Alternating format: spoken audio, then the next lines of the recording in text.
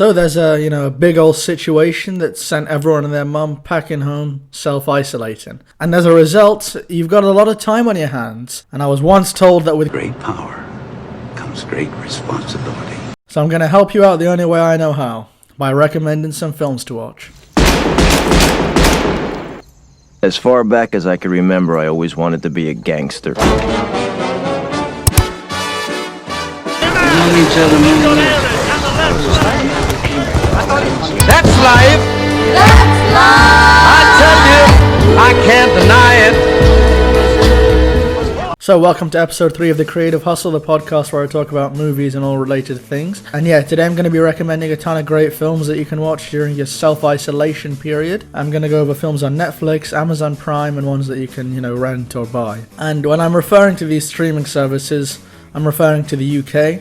So sometimes, they may not be available in the US or elsewhere. Anyways, so I'm going to start out by recommending the works of some great directors that I can't find on streaming services. Stanley Kubrick is my all-time favorite filmmaker and is quite possibly the greatest filmmaker to have ever lived. My favorite of his films is definitely 2001: A Space Odyssey, and it's my third favorite film of all time. And Barry Lyndon, The Shining, and A Clockwork Orange are my 5th, 6th, and 7th favorite films of all time respectively. His other 4 films, my current ranking of would be Full Metal Jacket, Eyes Wide Shut, which are both around my top 20, and then Doctor Strangelove and Paths of Glory, which are around my top 40. All of them are absolute masterpieces.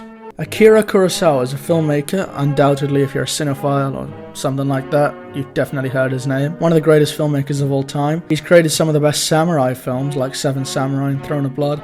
A few that I haven't seen include Yojimbo, Sanjuro, and Ran, which I got on Blu-ray and I'm going to get around to seeing very soon. He's also created some excellent non-samurai films like Rashomon, Ikiru, High and Low, all of them masterpieces. And if you just want to watch a really funny film by Kurosawa, The Men Who Tread on the Tiger's Tails, it might be hard to find, one of his earlier films, but it is hilarious. Bong Joon-ho is a South Korean filmmaker who's, gained a lot of popularity recently because his excellent film Parasite won Best Picture. Now, another South Korean filmmaker, which you may or may not know, is Park Chan-wook, who recently, in 2016, made The Handmaiden, which was my favorite film of that year, an absolute masterpiece. And he's also really well known for the Vengeance trilogy, Sympathy for Mr. Vengeance, which I've owned on Blu-ray and have seen.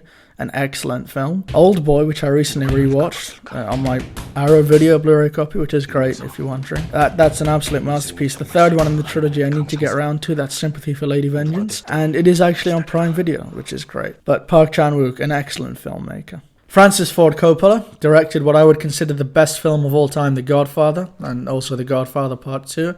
The Godfather Part 3 is, it's okay. You should watch it if you're watching the whole thing, but anyways. And he also made Apocalypse Now, one of the best war films of all time. Alfred Hitchcock, whom you're probably all familiar with, the master of suspense, has created classics like Vertigo, Rear Window, and Psycho, all amongst my favourite films of all time, alongside other films like Rope, Dial M for Murder, and the list goes on and on and on. In terms of my favourite living filmmakers, Martin Scorsese ranks at the top. But then it's most definitely David Lynch, the surrealist author who's currently been working on Twin Peaks instead of feature films. And I have not seen Twin Peaks, so I'll get around to it eventually. Tons of recommendations to me have gotten, but I'll get around to it. In terms of the 3 feature films that I've seen from him, Blue Velvet is on Netflix, an incredible film. It's like this horrible nightmare that you kind of want to step away from, but you just cannot avert your eyes from it. That lip sync scene in the middle of the film is in my top 10 favourite scenes of all time. Eraserhead, however, I'd slightly rank above this, but it can change really on any given day. It's a surreal film. It's weird and different and unique and creative. The sound design is incredible, the cinematography is incredible, the ending is wonderful, and just as a whole, mind-blowing film. And Mulholland Drive is incredible. I would rank it below those 2, but all 3 are in my top 20 films of all time. And Mulholland Drive is incredible in pretty much every way. Basically a perfect film, great performances, great ending, it's really well structured, it subverts your expectations at every point. It's definitely inspired by Sunset Boulevard, which is an incredible film, but at the same time it's completely different. All 3 are pretty much perfect, go watch them all. Now there are so many excellent filmmakers, and I actually do have a video on that coming soon. But I'm just going to sound off a bunch of names right now, rapid fire, and if you manage to catch any, make sure to go check out their films. So we got Ingmar Bergman, Andrei Tarkovsky, John Ford, Terry Gilliam, Steven Spielberg, Orson Welles, Ridley Scott, Federico Fellini, Buster Keaton, and Terrence Malick. There's a million other wonderful directors that you definitely need to check out. I can't list them all here today, but you can check out my Letterboxd where I got tons of film reviews and things like that. Now, for most people I know, there's a bunch of classics that they've always been meaning to watch, but they never go around to it. So now might be the time to watch films like Casablanca, Citizen Kane, The Seventh Seal, Singing in the Rain, and Double Indemnity, which are all excellent. Modern Times is my next recommendation. It's a Charlie Chaplin film. It's available on the public domain and it's free on YouTube. And if you like it, which you undoubtedly will, then definitely check out all of Chaplin's other work. They're all great fun. Now, in terms of great things on Netflix, we got my favourite film trilogy of all time, the Lord of the Rings trilogy. The second and third of the trilogy are there. The first one you're going to have to find yourself. The Studio Ghibli collection, I've seen about 6 of them and I've loved them all. My favourite is currently My Neighbor Totoro. We've got Spirited Away, Princess Mononoke, My Neighbors the Yamadas, Kiki's Delivery Service. The list goes on and on. Some of the best animated films of all time. Now, if ever there was a film to immerse you and just distract you from everything that's going on right now, that's La La Land, available on Netflix. It's my favourite musical of all time and one of my favourite films of all time, just period. If you like it, check out Damien Chazelle's other work. My favourite from him is Whiplash. And now I mentioned some great classics to check out. The one that's actually on Netflix right now is The Wizard of Oz. It's an excellent film. I know a lot of people have seen it, and there's also a large group of people who haven't. So if you're one of them, definitely go check it out. Now, a modern classic is Quentin Tarantino's first film, Reservoir Dogs, on Netflix. Excellent heist film, which shows the before the heist and the aftermath, and then you kind of have to piece together why everything went so horribly wrong. If you like it, then you can watch Inglourious Basterds, which is also on Netflix, and seek out all of Tarantino's other works. Silence of the Lambs, another modern classic, excellent horror film, and some excellent performances in there, also on Netflix. Now, another film on Netflix, American Psycho, which is like a modern cult classic, a great Christian Bale performance, and it's really gripping.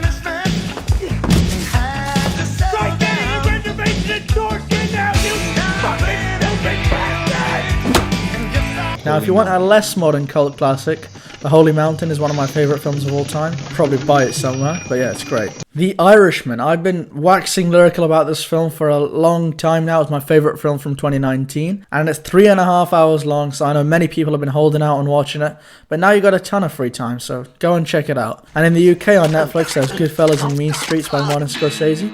I'd recommend you watch them first, then watch The Irishman. Now, there's also Shutter Island on Netflix, and The King of Comedy, one of Scorsese's best films, available on Prime Video. Now, if you want to catch up with some other great films on Netflix, you've got Climax, which is just a complete insanity. Marriage Story is also there, and if you like that, then check out The Meyerowitz Stories, new and selected, also by Noah Baumbach. Dolomite Is My Name, really funny. The Two Popes is also on Netflix. Midsommar on Prime Video, and if you're willing to pay some money, you can check out Once Upon a Time in Hollywood, Parasite, The Lighthouse, Ford v Ferrari. And I also made a full video detailing my favourite films from 2019, if you're interested. From 2018 on Netflix is Roma. This is an excellent film. Superb cinematography, and it's just great in pretty much every way.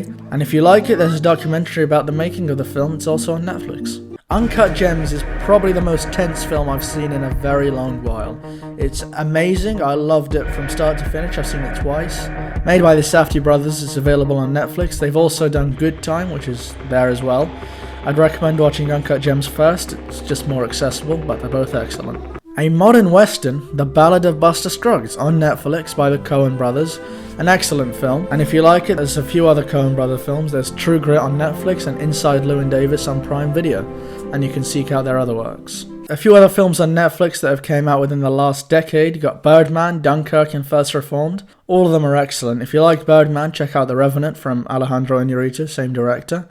If you like Dunkirk, check out Christopher Nolan's other works. And First Reformed is directed by Paul Schrader, who directed the excellent Mishima Life in 4 Chapters, and wrote some of Scorsese's films, Taxi Driver and The Last Temptation of Christ. If you want a great comedy that's available on Netflix, you got The World's End, directed by Edgar Wright. It's part of the Cornetto trilogy. You can find the other 2 elsewhere, which are even better. There's also Scott Pilgrim, which he's directed, available on Netflix, and you can seek out Baby Driver, which is another great film he directed.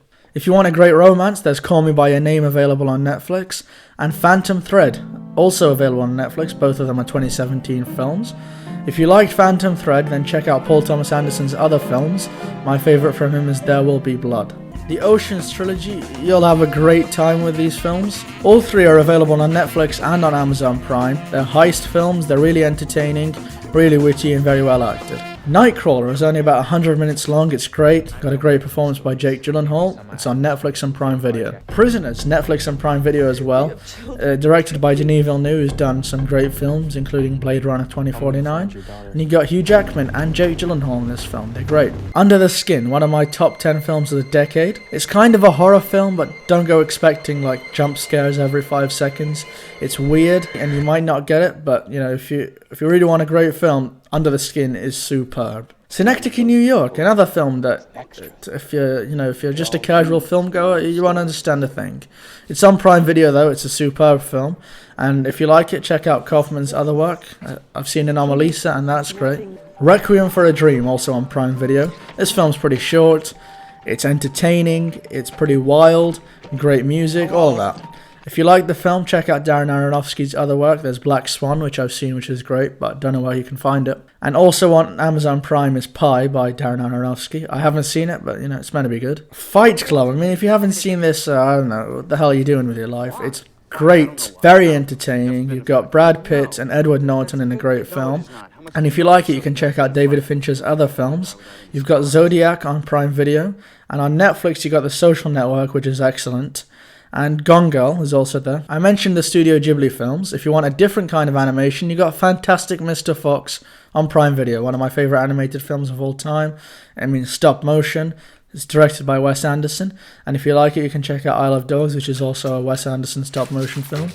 And all of Wes Anderson's other films, I'd recommend The Grand Budapest Hotel if you can find it. Pan's Labyrinth is it's a great kind of fantasy film. It's really good. It's on Prime Video. It's considered Guillermo del Toro's best film, so go check it out. Now, if everything I just said hasn't satisfied your needs, then if you go on Amazon Prime, you can check out. It's a 6-minute short film, but it's excellent. It's Boris Johnson's coronavirus speech.